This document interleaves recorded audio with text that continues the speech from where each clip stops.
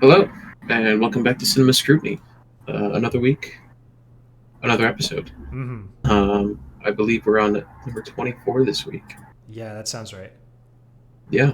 Uh, I'm your host, Billy, as always, back again with my co host, John. Yeah, how you guys Uh, doing? Hope everyone's it, was doing a, well. it's a decent week. A little crazy in the news Mm. overall, but we don't got to get into all that. We're here for the meat and potatoes of movies. um, Yeah. and movie news picked up this week. So, well, a little bit, I guess. It's not all like I wouldn't say it's anything like crazy groundbreaking, but the ball's rolling, if you will. Yeah. We got some Um, stuff to talk about. I think we actually have a decent episode. I think we're gonna have a good time. yeah, this should be good. Um, we might as well jump right into it because we got a bunch of news to cover, and I think we have a good discussion this week too. Um, for our first news topic this week, we have Netflix has come out with a sizzle reel for their 2021 movie release schedule, and they are claiming, well, I guess they're not even claiming, they're saying uh, they're going to release one movie every week this year, which sounds like a lot, but happens literally all the time, usually. Um, but for Netflix being its own studio, just like releasing a movie a week is pretty crazy. Yeah, I think for a Um, single studio, it's pretty ambitious. yeah, and I mean, obviously, um, they have an entire list. I'm not going to go through the whole list because most of the things we haven't heard of. Yeah, if you want, Um, actually, there's a what's it called? Like halfway down, there's 12. There's like a picture frame that we can go through that has 12 of them that right. are like more standout. These 12 that they're like mainly highlighting Yeah. look really good. I'm actually like really interested in most of these. Yeah. Why don't we take Um, it from the top here? What's it called? The Army of the Dead is the first one. That's Zack Snyder's zombie film. Apparently, Dave yes. Bautista passed on Suicide Squad to work on this. Honestly, I would have too. Um, with like the track record that Warner Brothers has had with the DC slate Mm. recently. Um, and for this is Zack Snyder's first like um, I don't want to say independent project, but like non DC project in like a very long time. Yeah, it's also his first zombie movie specifically. Yeah.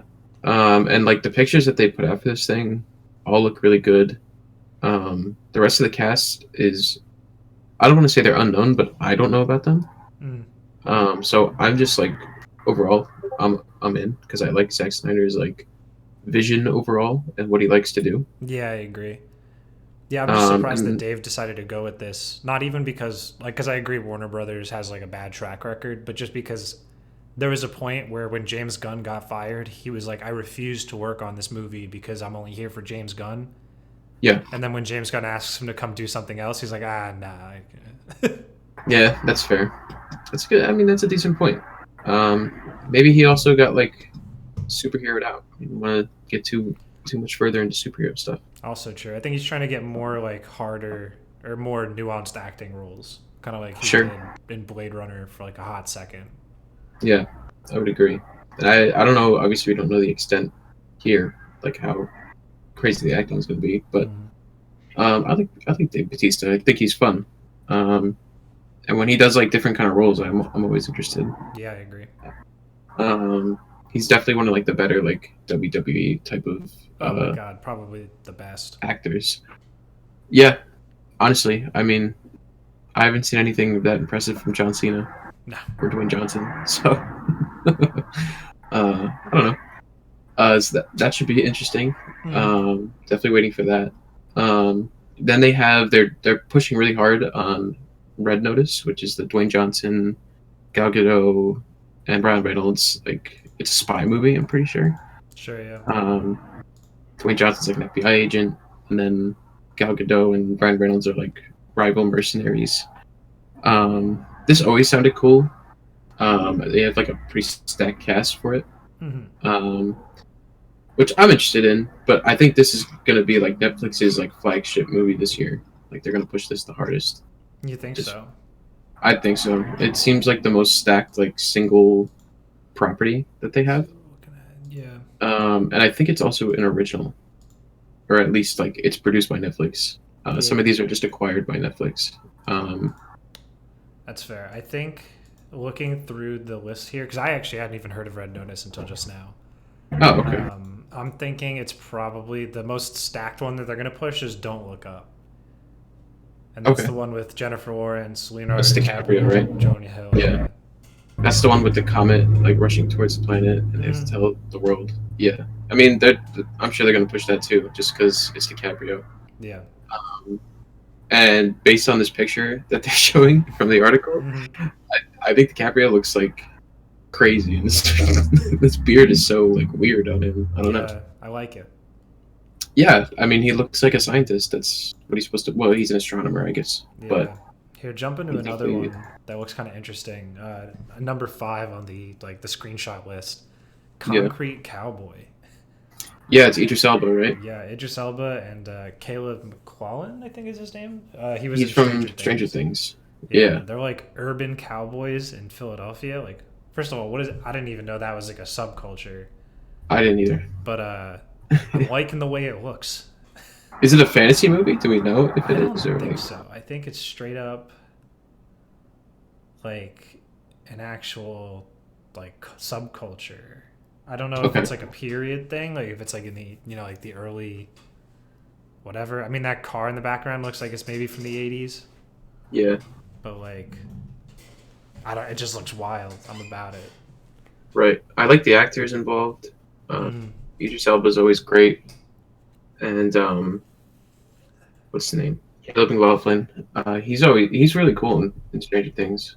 I think all the Stranger Things actors, like, they're all fun. But this looks interesting, and I like the title a lot. The title is really gets you invested, I think. Yeah, I agree. It sounds interesting. I think all the Stranger Kids things are good actors. Yeah. I think that they need to get more roles outside of it. Like when Finn Wolfhard, I think is his name. Yeah. When he got into it, like in the first one, like that was pretty big. Right. Like it's about like breaking away and kind of like defining yourself as like an actual actor. Like Millie Bobby Brown does a lot more than the other ones.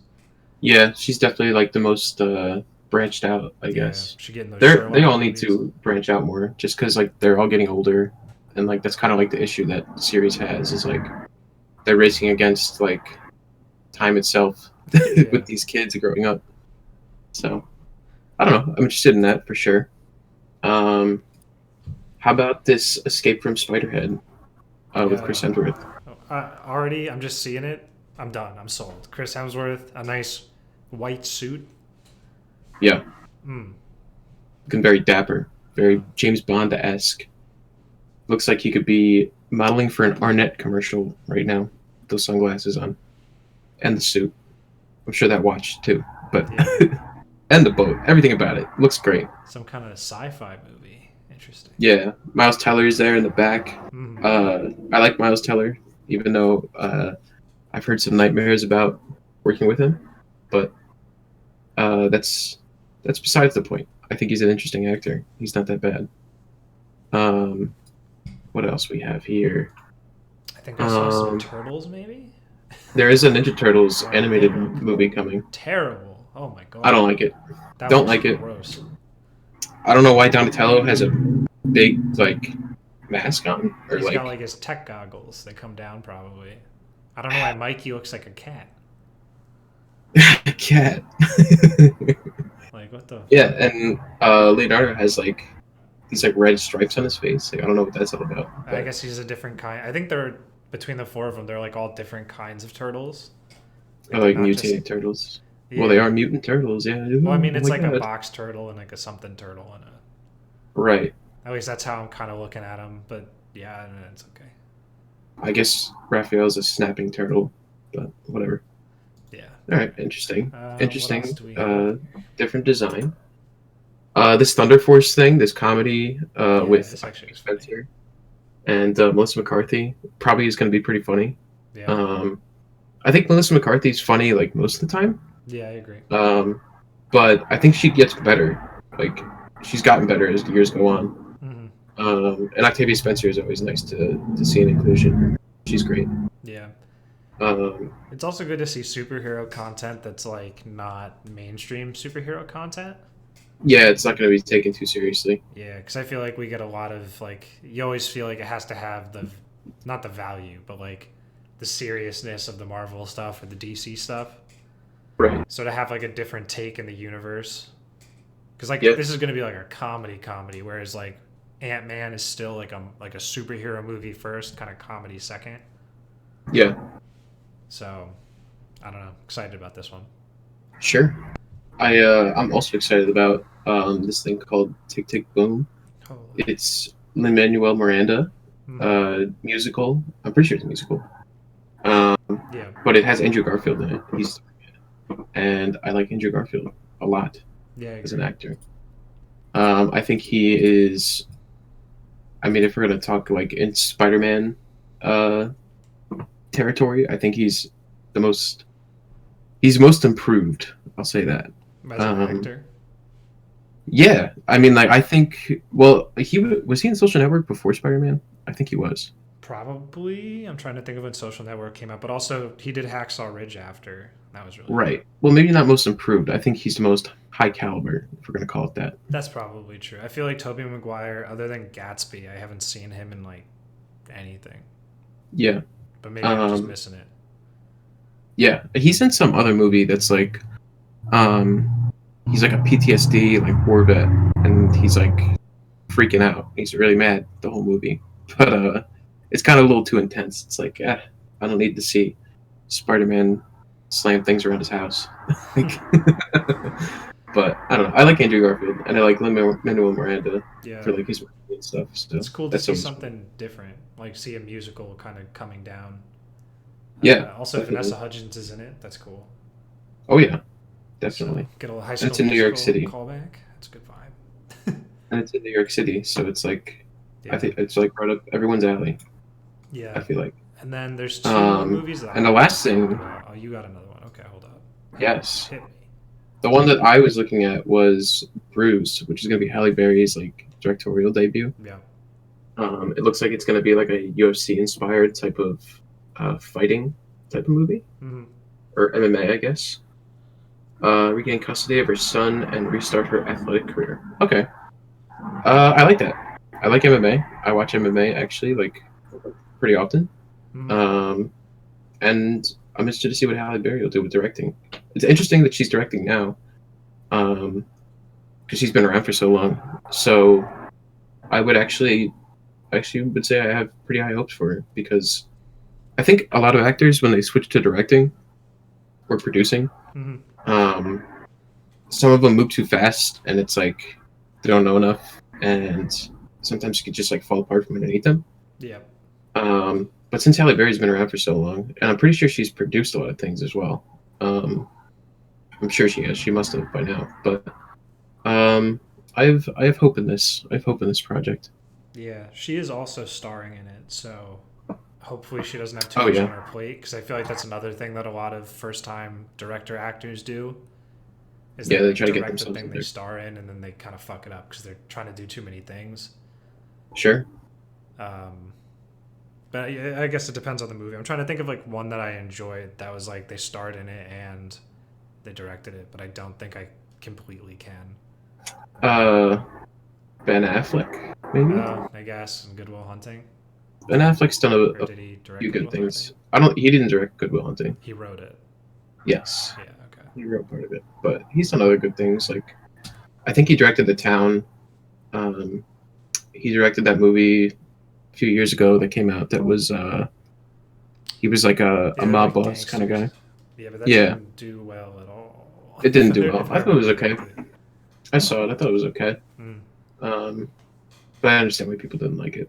yeah. Um, but yeah, I agree with what you're saying though. Overall, just like it's hard to juggle things like that Mm-hmm. in like that setting. Yeah. Um, were you gonna bring up this movie, this Eric Andre movie, Bad Trip? It's Nah. coming. So I like I'm fine with Eric Andre. I just don't watch his content. But like for people that watch Okay. his content, I'm sure that's really cool.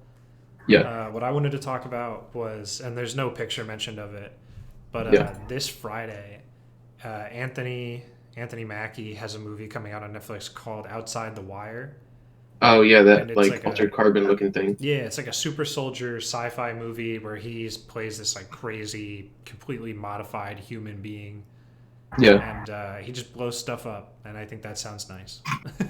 Like yeah, that just sounds definitely. cool for me. And then I saw that trailer. yeah, the Yeah, trailer's really cool. Like I wish we could show it without getting copyright striked, but right, for sure. yeah. So seeing that they're making or putting out 52 movies a week, like not in house, but from them, and then on 52 top of movies a that, year. yeah, 52 movies for the year. Sorry, not a week. Uh, and then on top of that, they're just putting out third-party content as well that they haven't even listed here. Yeah, Uh, and their TV shows that haven't yeah, that's even also true. aren't listed here. All Do you kinds of stuff. think that Netflix is on the right track? Do you think like this is what keeps them competitive, like the large scale of money that they've invested into content? Like, how are you Definitely, feeling about this? I definitely think it's a strong arm move because I don't think anybody else or any other streaming service is putting out content like Mm-hmm. this much.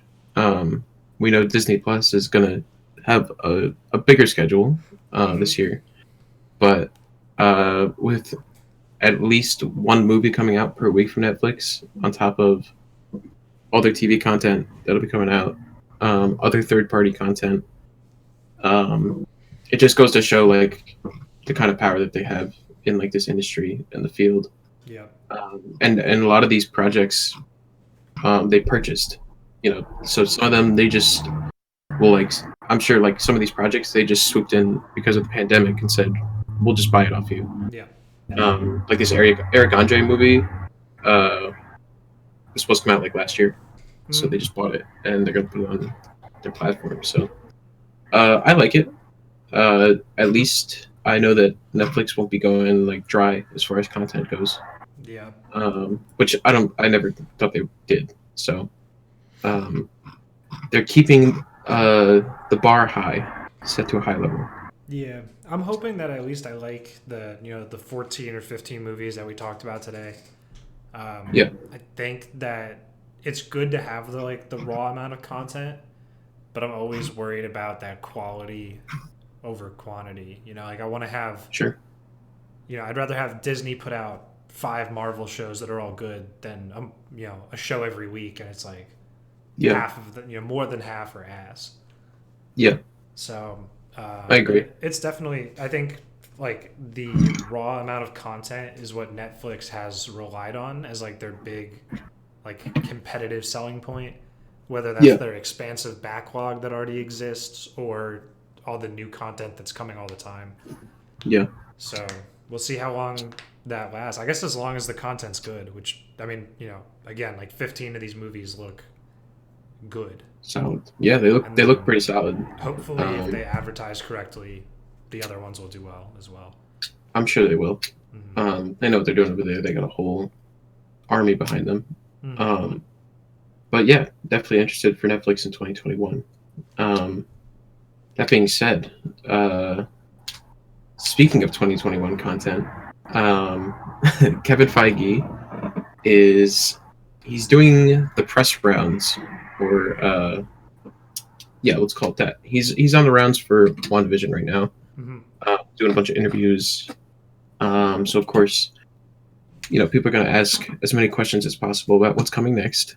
They don't really want to know about what's happening. They want to know about what's coming. Yeah.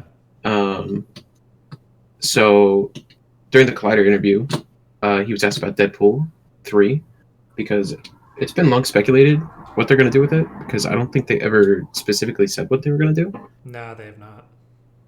So Kevin Feige confirmed that Deadpool 3 is coming and it'll be set in the MCU Mm-hmm.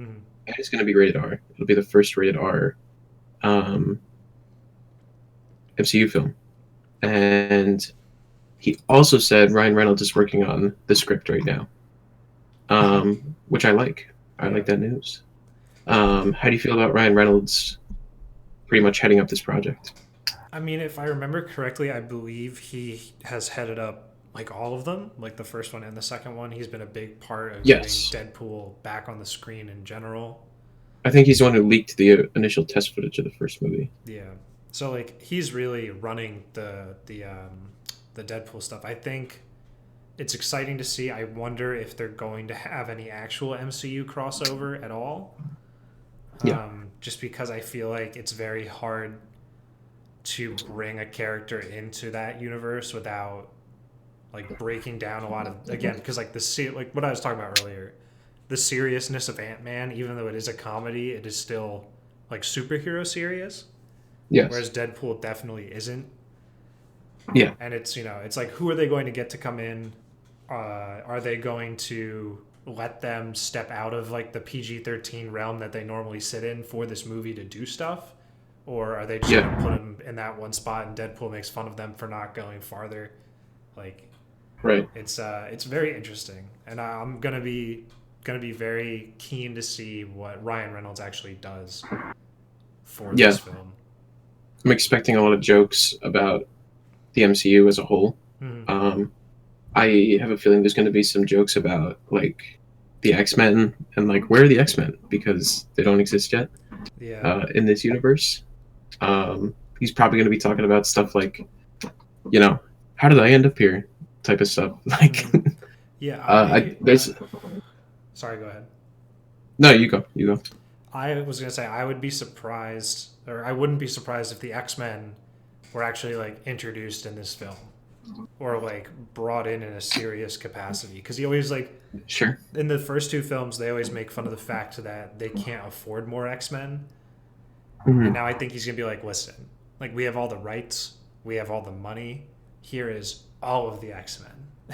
Like even if Yeah. it's a right at the end, and it's just like a new kind of almost like a cast photo of the new X-Men. Hmm. Like I feel like that would just be something that they would probably put in here. Yeah. Other people were saying like Spider-Man, but I really don't think that Sony would do that. Even with Yeah. the It's a other harder stuff. thing to do. Yeah, I I I would like don't. to I feel see like they some would pick. crossover. I have a feeling they will do some kind of crossover. I'd imagine a more serious character, just so they can have like a contrast between Deadpool himself. Mm, Um, but I have a feeling I'm sure Ryan Reynolds is probably gonna have like a short list to hand over to Kevin Feige. Like, which one of these guys can you give me yeah, that I can, bring in here and make all these jokes about? yeah. I'm trying to think. I feel Um, like you almost put Captain Marvel in here and really like Captain Marvel could be funny. put it through the Yeah, grinder. or like I could see like I want to say the Guardians, but I have a feeling it's not going to be anyone too like too. There's not going to be any too like sci-fi ish characters Mm, that they could bring in. I think it's going to be like someone Earth based. could do Um, comedy Thor now that he's chilling. yeah, comedy Thor is always always an option. Yeah, I'm trying to think of who else is really even still like relevant in the MCU. Doctor Strange.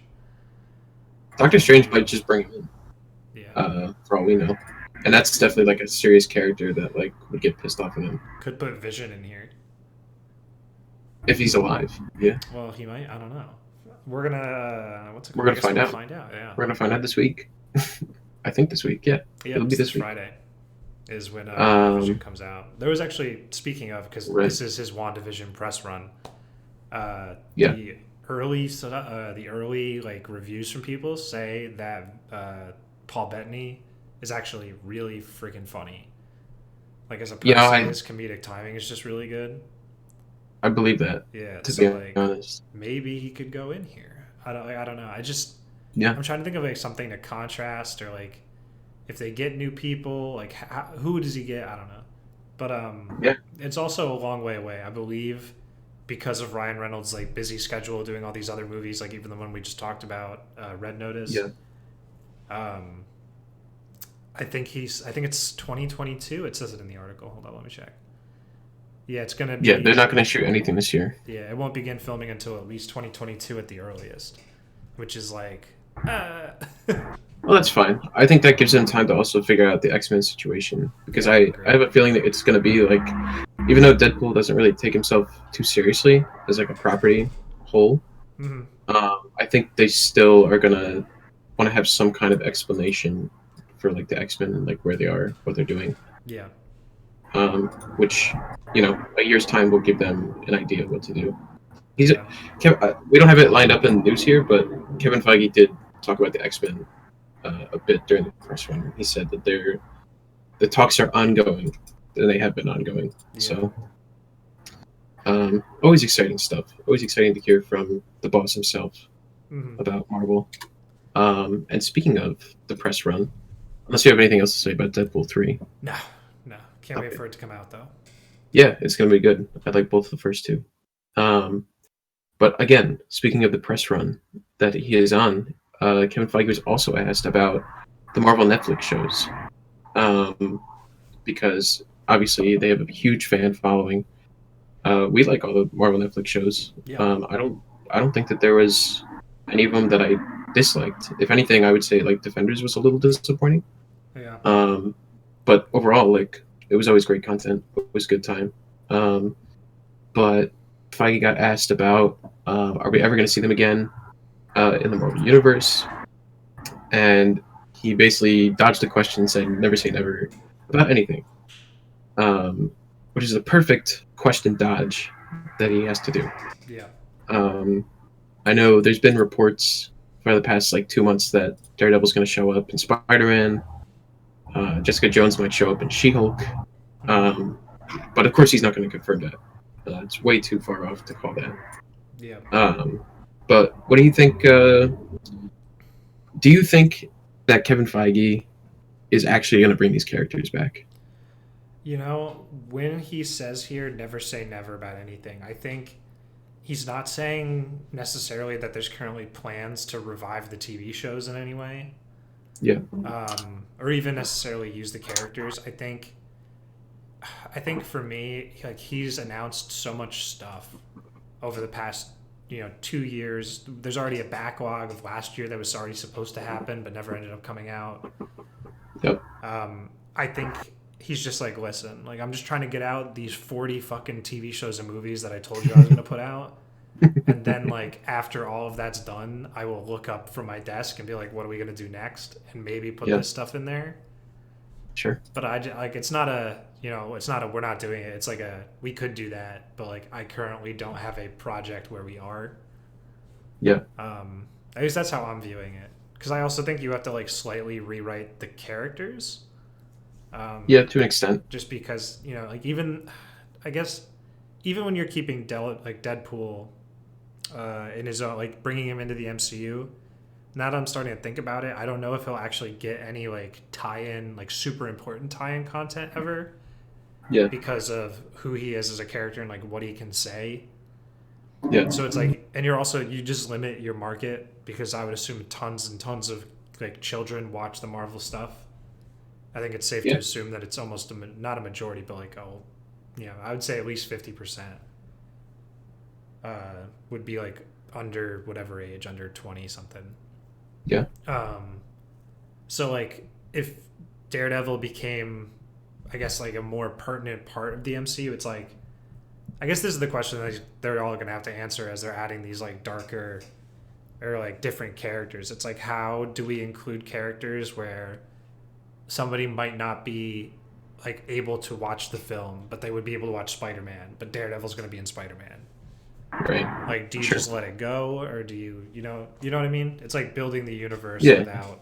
I know what you're saying. They don't want to they don't want to have to divide their audience as far as like the content that they're putting into these projects. Yeah, like I would like to think that when they put out all of the all the TV shows, they expect everyone to be able to watch all of them. But maybe I'm wrong. I mean, obviously we don't really know the scope of everything yet. Yeah, I think the same question kind of comes up when we talk about like the Blade project that they're working on with Mahershala Ali. Yeah. Because I feel like that is like if we look at like what Blade used to be with like Wesley Snipes, it's obviously like it's ripe to be a rated R movie. But are they going to do that? But if Deadpool's rated R and they're going to push him into the universe, then they might just do it. Yeah. Maybe Deadpool's going to be like a domino effect where we could see other characters like Blade and Daredevil and Jessica Jones, etc., show up. Mm-hmm. But I don't know. I think you're right though. Overall, like And that's also what he brought up in the interview. Is just like, listen, I have this whole slate that I just told you. Uh, you know, we'll get there when we get there. Yeah. And like I said, he kind of dodged the question perfectly. Like, those characters could be included, like they rumored are to be, like in Spider-Man or She-Hulk, but he's not going to say that. Um, and as far as like a solo outing goes with them, or solo continuation, I think that you know the assumption is correct that like they have to work on this entire slate that they just talked about. Yeah. And I got too much to think about. So I don't know. I think that if they get included or continued, I guess is the right term to say, but if they do get a continuation, it'll be further in the future, and we'll just see like sprinkles of them throughout like the upcoming stuff. Yeah. Overall. Gotcha. Yeah, I agree Um, with that. Probably some like side character stuff or some tie-in stuff before they get like far before they got actual TV shows for themselves again. right. Um, but speaking of, well, I don't even have a. That's really like mainly it about like the Marvel Netflix Yeah. stuff. Good cat. Um, Bad segue. I can't. Let's go. I can't segue properly into this next one because it's really different. But basically, our next topic, anyway, Warner Brothers is working with HBO Max to figure out a compensation plan for the filmmakers that are getting, I don't want to say slighted, but they're basically figuring out a way to pay filmmakers their regular bonuses through this HBO Max deal that they just announced. Um, for those of you guys that have not been watching Cinema Scrutiny or been living under a rock as far as movie news goes, 2021 slate for Warner Brothers movie releases is going on HBO Max. A lot of production companies and distribution companies are pissed because they're not going to get their money. So Warner Brothers is now basically what it looks like is they're scrambling to figure out. We have to take a lot of our compensation that we're getting through HBO Max and pay people out. And I have a feeling that was always the plan. Um, I feel like a lot of the way that it's being reported is like, Warner Brothers is finding a new route to satisfy their distributors Yeah. or their financial markets. But I have a feeling Warner Brothers always kind of had this in the back of their mind as far as, paying people back because there's too many lawsuits to hurdle over in the long run. But your thoughts? What do you think about all this? I feel like I almost think the exact opposite of what you think. Okay, sure. I feel like that, especially, we talked about it originally when they first launched it. It sounded like when they first launched this big plan of putting all these movies out on HBO Max, it felt very much like a desperate move. And the fact that nobody else knew that this was going to happen felt like a desperate move. Mm-hmm. And so I feel like, and granted, you might be right. Like, I'm sure when when Warner Brothers had the discussion internally, somebody was like, well, what if people ask for their money?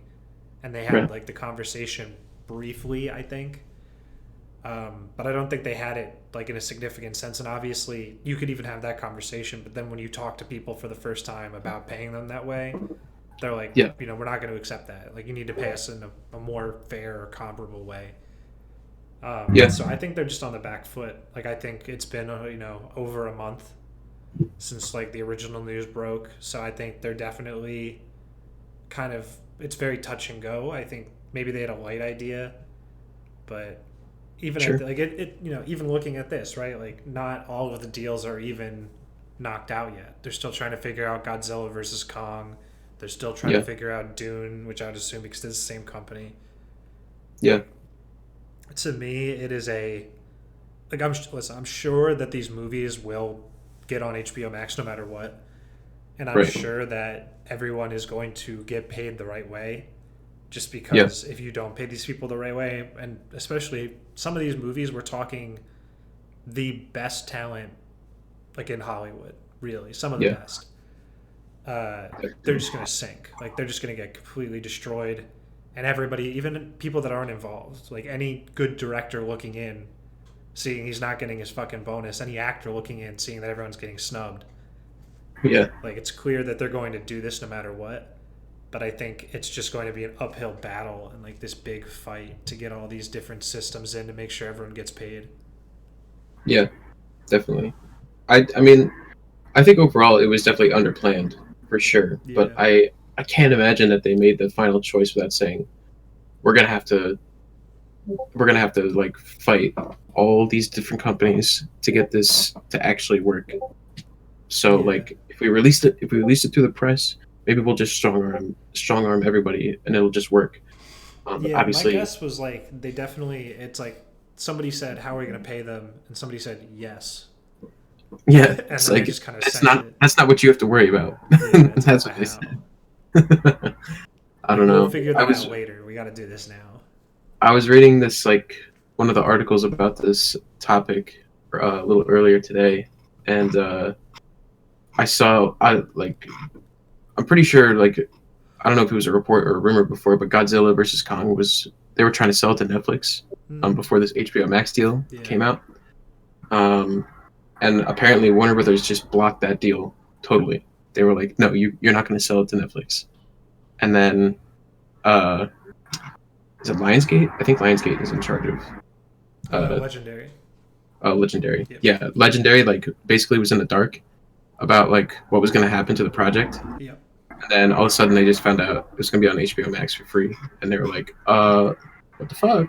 Like, For we just real. got a $200 million offer from Netflix. Like, yeah. So I don't know. Hopefully Warner Brothers figures out how to pay these people. Um, I'm sure they will. If they have to, get it out of their pockets, and lose some money, I wouldn't be surprised if that happens.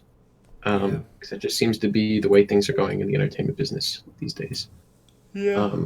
As far as the pandemic goes. Um, but I don't know. Uh, speaking of streaming content, John, Dead streaming content. let's let's talk about our the streaming world's least fortunate cousin, if you will, Quibi. Quibi content has been acquired by Roku. Um, and this is just like a quick little story. I figured I'd include it because I think it's a decent streaming news topic. For those of you guys that don't know what Roku is, Roku is like they sell. It's kind of like a Fire Stick. It's like an Amazon Fire Stick, but they sell TVs as well, and you get like streaming bundles through them. A lot of people were talking about for the HBO Max deal. They were like, "When's Roku going to get HBO Max?" Well, they got HBO Max now. So it looks like they've bought out the Quibi content, which is like 75 plus shows, for like less than $100 million. Yep. I don't know. This I think I think this content will continue to go unwatched for the most part over on Roku. And I don't know if it's a full recoup of the losses for the Quibi heads or whoever's in charge of Quibi. Absolutely not. Yeah, I don't If think so either. if I remember, Quibi had a $2 billion investment up front at the beginning. Oh my god. Yeah, and they Billion? billion, yeah, 2 billion Oh was their god. full investment, and then within 6 months they closed completely. Jesus. So Roku is either making the dumbest purchase ever or the smartest purchase ever. Because you can view it as two things, right? Like you can view it as somebody paid $200 billion to make these 70 shows, and now we have the Yeah. rights to them. Which actually it could, depending on what Roku does, it actually could be very good. Yeah. But on the flip side of that, you could also view it as Roku pays $100 million for something that is so dead that they couldn't even keep it afloat with $2 billion. You know what I mean? Yeah. Um, I'm gonna look at it as Roku got a discounted set of content. yeah, Call it that. I think there's potential, like, because from what I understand, some of the ideas for the shows aren't terrible. I think the format is terrible, and the time length is terrible. Yeah. Having to be able to watch it vertically or horizontally, like the whole concept is bad. Yeah. However, I'm sure there are some good properties in there, right? Like Anna Kendrick show of like it's like her and her friend is like a sex doll. Like Sure. just that as like if you put that in a 30-minute TV show, get the right writers, that could be funny. Like that's Yeah. just weird. It's interesting. Chrissy Teigen's like courtroom drama. Like why wouldn't that be a half hour in the first place? Like Judge Judy's half an hour. Like Yeah. they just do the I mean, same Chance the thing, Rapper right? got like a punked like reboot Yeah, or like how are you something. supposed to punk people in fucking Pretty sure that's five on there. minutes?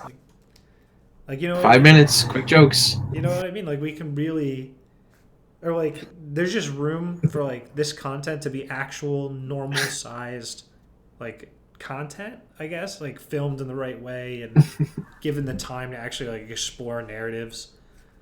Yeah. I'm sure there has to be something in there that's worth like actually Yeah. doing it. You know what I I mean? mean, realistically, it's 75 shows worth of content, and obviously they're shorter form content. Um, but I agree. I think there has to be. Well, obviously, there's some kind of value they paid for it, but I think that you know there's enough star power behind it that there is enough draw there Yeah. for something. You know, uh, we'll see how long that Roku keeps it involved in their platform, Mm. but I don't know. I just thought it was an interesting thing to include this week. Yeah, I You know, agree. we had a nice funeral procession for Quibi a couple weeks back, so here we are, the resurrection, if you will. Yeah. Uh, Not that it'll be producing anything new, but it has a home to live. Um, but moving on, we have one last news topic this week. This is a report. It's actually not confirmed Yeah. because I don't think the series was ever confirmed to happen. But I thought I'd talk about it because I think it's somewhat interesting. If you like Star Wars, it's kind of interesting. So there's a report out that there was a Star Wars Rebels sequel series coming out. Um, Star Wars Rebels is the sequel series to the Clone Wars. Mm-hmm. Um, Naturally, I think Rebels getting another sequel series just made sense because you know that Star Wars animation division is like its own. It's basically its own running machine. Yeah. Um, but it looks like it has been. They canceled it apparently, reportedly, for the Ahsoka Tano show that's going to be on Disney Plus with Rosario Dawson, which again makes sense. Um, Apparently, um, the I never saw Rebels, Yep. but from what I've heard, it ends off with Ahsoka going on some kind of mission. Um, and it just makes sense that she would get her own show and it would continue with whatever was happening in Rebels. But what do you think, John? What do you think about this Star Wars animation sector series dilemma? I don't even know So if it's a dilemma, but yeah, I don't know if any of this is true. I feel like it doesn't necessarily add up for me personally. yeah, Um, for one, Ahsoka isn't necessarily like she's an important character and she shows up a decent amount in Rebels, but in no way is she one of the that's what I main mean. characters like at all. Yeah, So sure. her leaving to go do something else to me does not like indicate that she would take the entire like current story of that with her. Yeah, I do also, if I remember correctly, Rebels ends in a very like it's over. Like it doesn't really end with a cliffhanger for those characters. Like it closes those characters off, yeah, um, all to do their own things. Which obviously, Ahsoka does go to do something else, but it's like it feels like an end. It doesn't feel like you're waiting on anything specific. yeah, Um, it's not to say that like it won't continue this like the narrative, I guess, of Thrawn in general, yeah, yeah. and Ahsoka Tano. I just don't think it's gonna like take the whole thing with it. I also like it goes on to say in the rumor that they had basically completed the show to the point where the first season of it was going to release in November of last year, Oh, but because of the Mandalorian's success, they decided to just completely can it. yeah, And I cannot believe that at all in my mind, because the theory would be that you're relying on the success of season 2 mostly, because Ahsoka's not even a relevant character yet until season 2. Yeah. And that didn't even, I think that came out in November, if not October. Yeah. And on top of that, like, if you genuinely, and we go back and forth, I guess, like, it's kind of debatable, but if Disney had even like 70% of like an animated TV show done, Yeah. like, they'd recorded the voice lines according to this rumor, the art's in, they were planning a release date that was relatively like in a normal spot, like relatively recent. Yeah, like, in my mind, you have to have so much money and be so, I don't want to say like stupid, Yeah. but like, you have to have so much integrity for the theory of the Star Wars universe that you're like, you know what, all this content and these people that we paid millions and millions of dollars to, we're just never going to show that, and we're just going to give them another million dollars to do it in live action. Like, to me, that just doesn't, like, none of that adds up at all. I don't know. Sure. I don't know. I think this report, like, overall, it sounds like a mixture of, behind the scenes chatter, all mixed into one. As far as, like, the story about it being like 70% done or whatever, I wouldn't be surprised if there was some kind of, talk of another like animated series coming out. Which I think they did announce during the Investor Day. Yeah, there are a couple. A couple multiple like animated series. And animated series have even come out after Rebels already. The Resistance. The Resistance, yeah. Yeah. So I mean, I don't know. I think it's a mixture of chatter behind the scenes. I think if there was an animated show that got canceled, it's really easy for someone to hear that and say, "Oh my God, it's a continuation of Ahsoka's story in Rebels," but they canned it because now the Ahsoka show's coming. Like, it's so easy to mix that kind of stuff up, through like word of mouth, I guess. But I don't know. As far as like, it's not really a Rebels sequel series, but like the Bad Batch is coming, and that's like around the same time as Rebels, or just before Rebels. Yeah, it's more of a direct sequel to the Clone Wars animated TV show. Yeah, so I think this report is a mashup of different, like, behind the scenes talk about what's going on over at Lucasfilm. But I don't know. I thought it was kind of interesting. Yeah, they're doing a lot of reshuffling over there. Yeah, I think regardless, this report is talking about, like, this is all being shaken up because of the success of The Mandalorian. I think that there is some truth behind that, and I think the success of The Mandalorian is definitely shaping what's happening going forward. Yeah. So I think that is probably true. But that's just obviously speculation. We're not at Lucasfilm, so we can't really say. But I don't know. Just some interesting Star Wars news or reports to talk about. But excited for the Ahsoka Tano show, regardless. But that being said, that really wraps up our news this week. We're going to get into our discussion topic now, which is a user-submitted discussion topic, which I'm really excited about because we're getting some interaction with our fans, our core fan base. And speaking of said fan, our topic this week is submitted by Nico over at Nico Creates on Twitch, always sponsoring the boy. But he wanted us to talk about hyper stylized movies and like some of our favorites and what we think of them. And for those of you out there who are listening, you don't really know what I'm talking about when I say hyper stylized movie. We're talking about movies with like a unique and stylized visual design that's just kind of like one in its own. Yeah, almost the kind of movie where you could look at a single frame and just be like, that's the movie it's from. Right. So like we're talking about stuff like Speed Racer, a lot of Robert Rodriguez is kind of like hyper stylized. Yeah. The Um, impetus for this was Speed Racer was what Nico had recommended as an example. right. And almost, we were going to get into it, and I can feel you like walking around not giving away the movies that you've brought in. Yeah, yeah, Uh, yeah.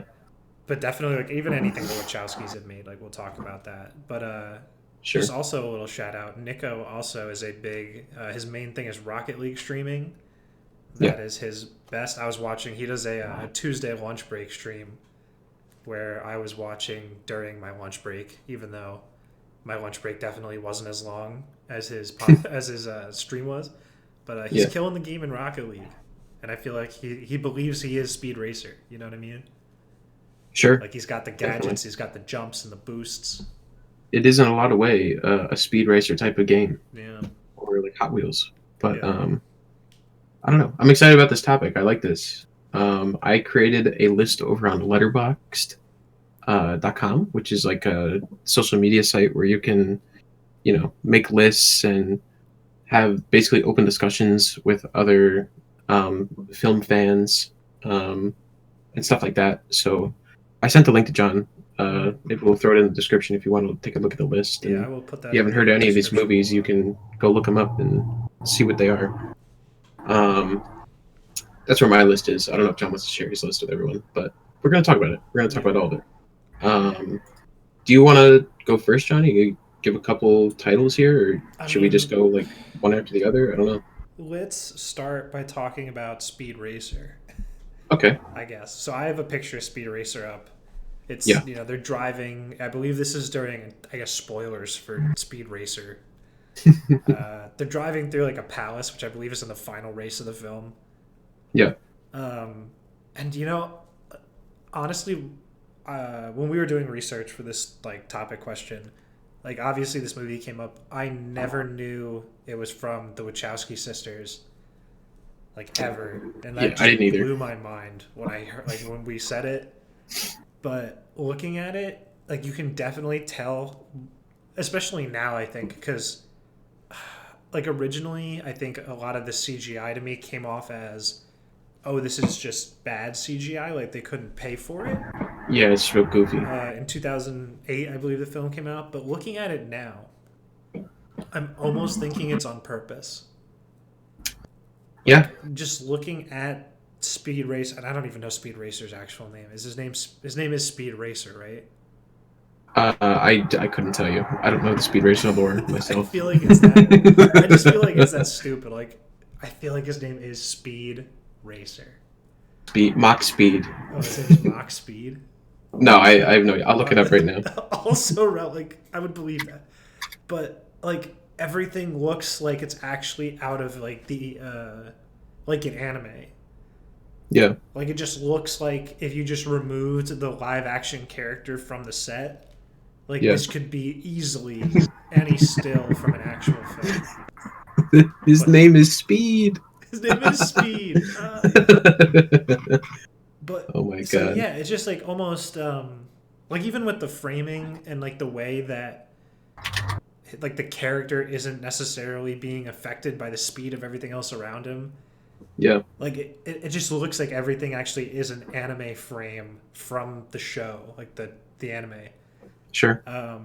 But with live action characters in it, and like that's I hadn't really thought about it at the time, but that's definitely how it looks looking back at it now. Yeah, definitely. And I think it's interesting that the Wachowskis did it because um, I have a couple other movies on my list that are made by the Wachowskis, Mm-hmm. or at least produced by them at the very least. But it just goes to show that I think that when they make content, that Yeah. they really occupy they occupy a certain vision, and it's always unique, and it's always like a hyper stylized kind of take. Mm-hmm. Um, in a lot of ways, it's always different, um, which I can really respect about them because they're really, really great. And I think in a lot of ways they're kind of underappreciated. I feel like they're not brought up a lot. Um, Yeah, I think after the big ones that they did, like after the Matrix trilogy, they haven't really had like a big second breakout, I guess. yeah, sure. Um, Maybe you could put like John Wick. I think they aren't they involved in John Wick or That's a great the question. I stunt. don't know I enough. think I think the person who was like the stunt coordinator on John Wick or on The Matrix is the one who made John Wick, and the Yeah, Wachowskis produced, or one of the the Wachowskis. the director is Keanu Reeves' stunt double Oh, from okay. The Matrix. All right. Well, there's a tie. There's a tie somewhere in there. Wachowskis may be involved in producing. I'm not sure entirely, but I don't know. Do you want to talk about some of your favorite hyper stylized movies that kind of Yeah. like fit Let's into see what this I got mold? here. So I know I looked at your list briefly, so I'm not going to try to take anything off your list. Sure. If you Uh, do, I don't care. yeah, I mean, all right. So for me, not necessarily always hyper stylized, but I think it is one of the more recent ones that comes to memory is the Kingsman. Like Yeah, both yeah, the first one and the second one even more so, because the second one just goes completely off the fucking rails. yeah. But the first one, and I mean in a bad way, the second one does. The second one's not Right. that good. But like the first one, especially when you get into the fight choreography and the way that it's filmed, and even the bad guy in general, Yeah. to me that is just like it just oozes personality. Like I think everybody who's seen Kingsman, especially the church scene, like it sticks in your head. I think because of the way that it's shot and like the music, and I Yeah. don't know, like to me it's like it stands out. So Definitely. I think that's a good pick. I didn't even think about the Kingsman series. yeah, it's like Um, very light. It's not like hyper. You know what I mean? It's not like yeah, it's to the not super point, on the nose. but it is in every way. I feel like I could definitely point it out, and especially towards the end. Like no spoil. I'm not trying to spoil it. Yeah. But Samuel L. Jackson's bad guy, I think, is hyper stylized in what he does and like what happens and who he is, and Yeah. like there's Yeah. it's less about the overall set and more about like the characters, I guess, that are the style. Yeah, definitely. And like there's like a personality to like the cinematography in a way too. How like Yeah, the camera moves and like the action and yeah, all that. especially during the action scenes. There's like this really super stylized like way to show it, I guess. Yeah, definitely. I would agree. Yeah. Um I guess we'll go back and forth. Mm-hmm. I'll throw something out there. The first movie that I picked for this topic that I thought of, that wasn't one that Nico brought up because Nico threw out like Speed Racer, Scott Pilgrim versus Yeah. the World. Um, and initially I thought about a lot of like Edgar Wright type of movies Yep. because I think everything he makes is also pretty hyper stylized.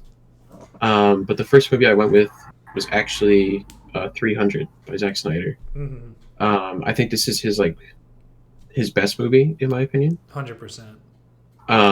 But it is like extremely hyper stylized to like what it is. Like it's like just this dark and dingy like war epic. Like It's and insane. it's insane. It's such an insane movie, and like in a lot of ways, it reminds me of like I don't know why it just like reminds me of like an old time kind of like cinema classic type of movie. It's just this like it feels like an opera almost. Like Yeah. it's such a weird way to describe it, but if you watch it or if you've seen it, then like you kind of know what I'm talking about. It's just so like in your face. Yeah. Um, I mean, the story is such a big epic for like all of history. yeah, And obviously, I think it's been entered into the modern lexicon by this movie. Like, I don't think people are necessarily talking about the Battle of Thermopylae for, just like randomly, like we are right now. yeah, Um, but the way that he tells it as almost like it's a mythology story. It's a yeah, mythological event, and I forget the dude's name who's like retelling it, the narrator, but he's got that mhm, deep epic voice, and all the scenes are shot to portray almost everyone as mhm, gods, and yeah, just this over the top like exuberant version of the events, and I think that's what makes it so interesting. right. And I think I'm pretty sure it's based off of like the graphic novel 300, um, which Zack Snyder likes to do. He likes his graphic novels. Yeah. And another like this isn't on my list, but uh, the other one that I thought of that Zack Snyder made was Sucker Punch. It's like a hyper stylized kind of Yeah, not as good, but like very, very, very. hyper stylized. Yeah, Yeah, definitely. it's got But like I don't that know. weird like steampunk dystopian thing going on. Yeah, definitely. But I think that just goes to show, like, when Zack Snyder gets into like a certain mode, he Hmm. definitely has his style, and like he can get pretty crazy with it.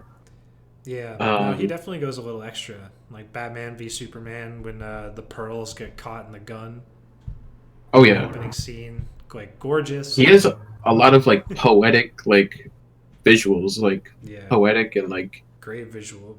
it's great. Like I love his visual style. Yeah, That's like his top tier like skill in my opinion. But yeah. 300 also has some great writing. There's a lot of good one-liners that I think people have taken away. yeah, yeah, Obviously, this is definitely. Sparta being the big one, It's his but father. I mean, Sure. yeah, the whole thing's just so epic. Yeah. When the dude, I forget what his name is, but it's one of the Persians comes out and he's like, "Listen, bro, we're just gonna shoot a million arrows. It's gonna like it's gonna rain down arrows from the sky." And Yeah. then Leonidas turns back and he's like, "Then we shall fight in the shade."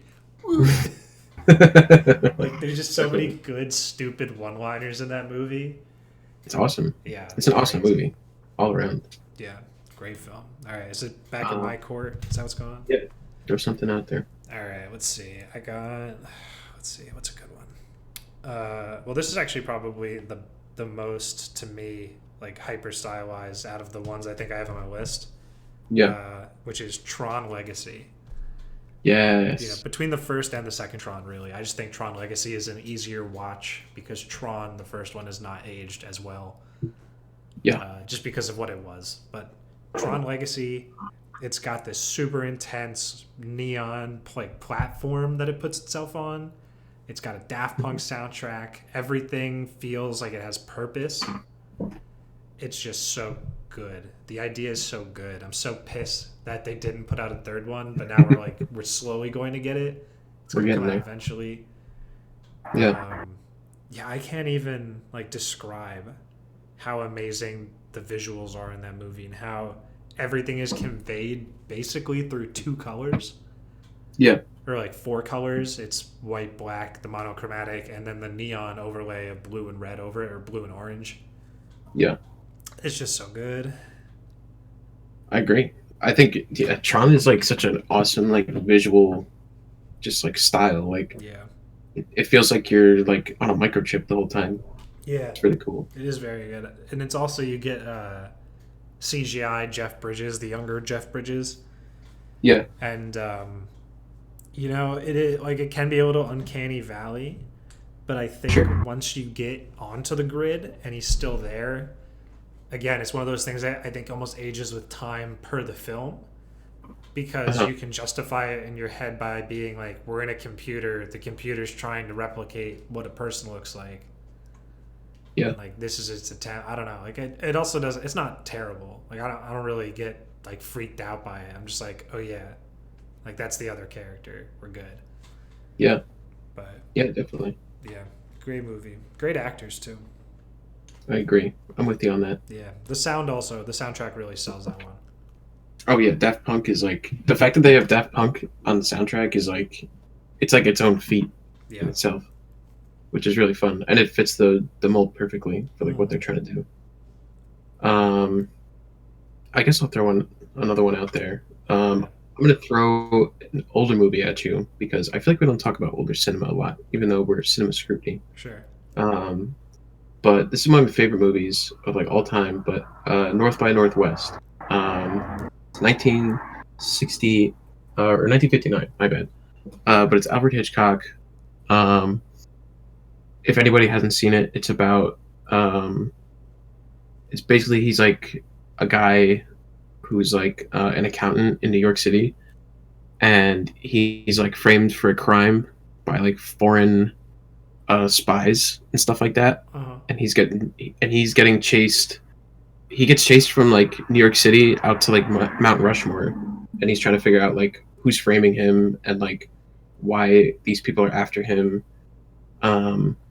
And the whole movie is kind of like this big like, in a way, it's I in my view, it's kind of like this like pseudo discussion to be had about like McCarthyism and stuff like that. Mm-hmm. And this came out like during that time of like McCarthyism, it's like the end of the 50s. Yeah.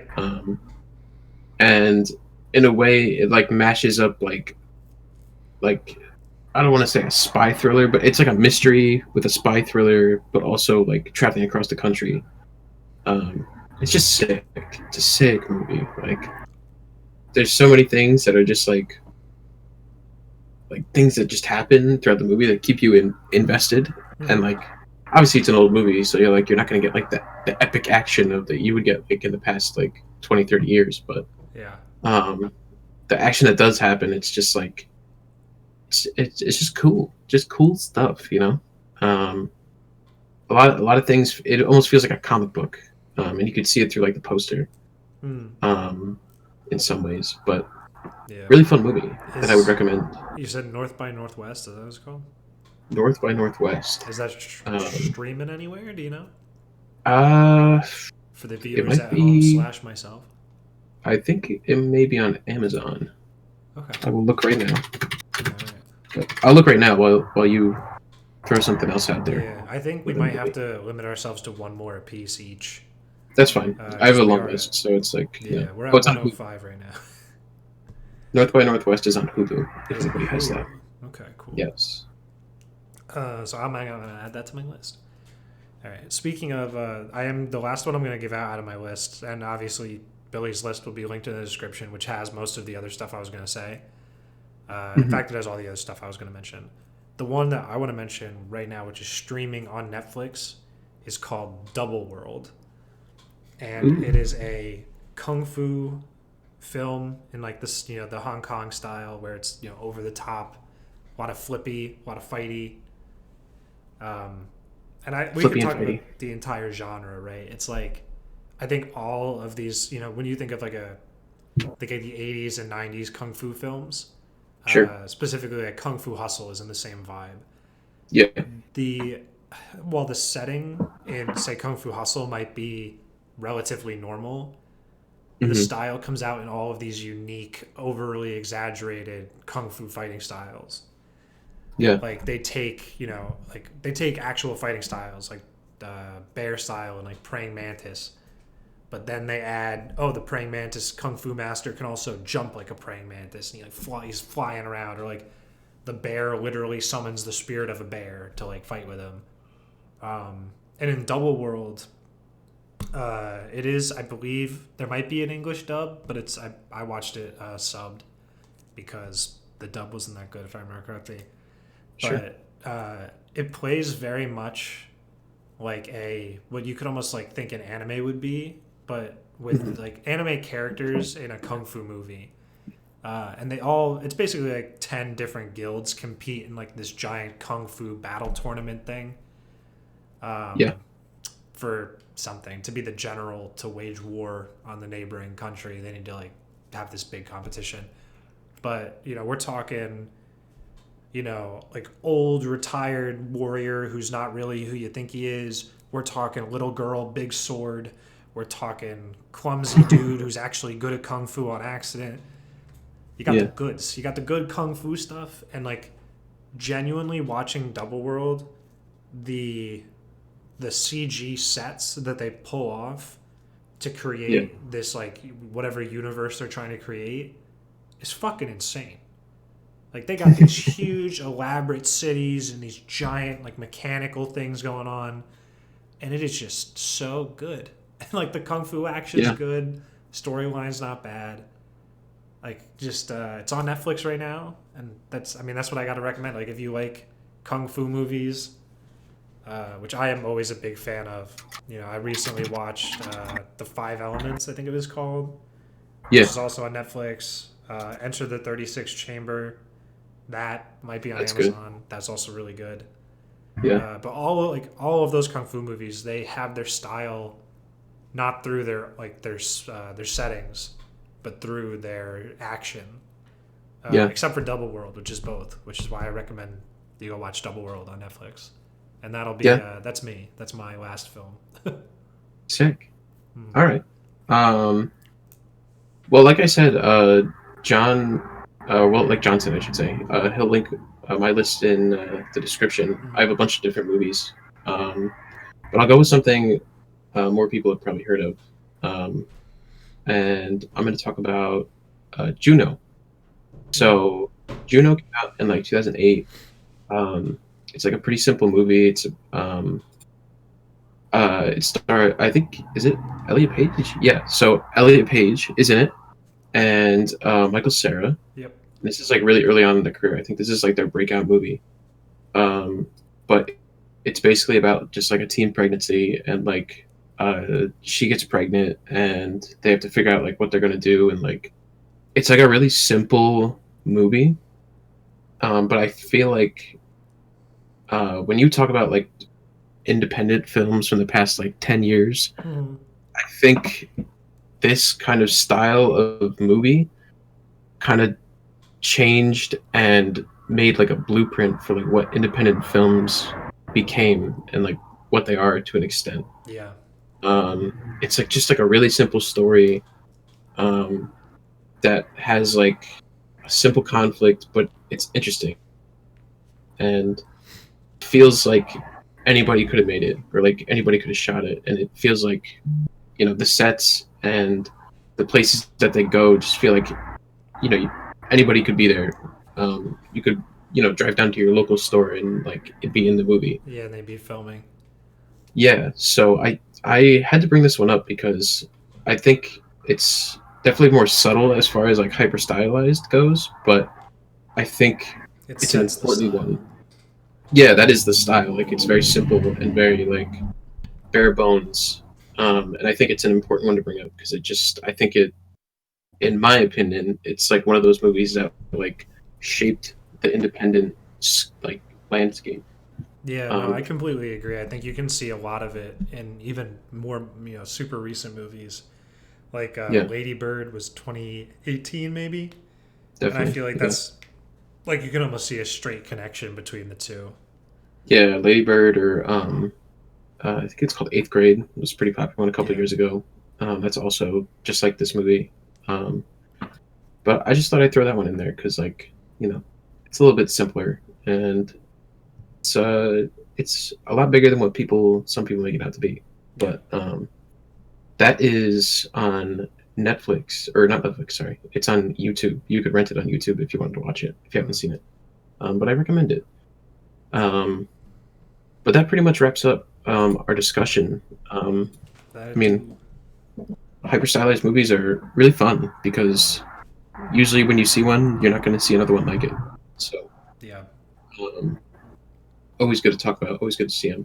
But that pretty much wraps it up for this week on Cinema Scrutiny. Next week, we're going to be talking about, for our discussion, we're going to talk about the pilot of WandaVision. And I have a feeling we'll probably do the same thing we did with Mando, where we'll talk about the pilot. And then once the series ends, we'll give our wrap-up thoughts. But that'll be fun next week because I think that's probably the biggest release this week out of anything. Yeah, luckily it is going to be a two-parter. They're doing the first 2 episodes are releasing on Friday. Yes, so we'll be talking about that, and then also I think not necessarily like a huge discussion topic, but I think we'll definitely give a quick review of Outside the Wire or whatever it was called. Oh yeah, the Netflix movie. Yeah, like that looks like a cool movie. Anthony Mackie's cool, and I just assume I'm going to be watching it anyway, so I'll give you like a quick, watch it or don't. Yeah, I'll watch that too. Fans in the loop. We could talk about that. Yeah. All right, I like that.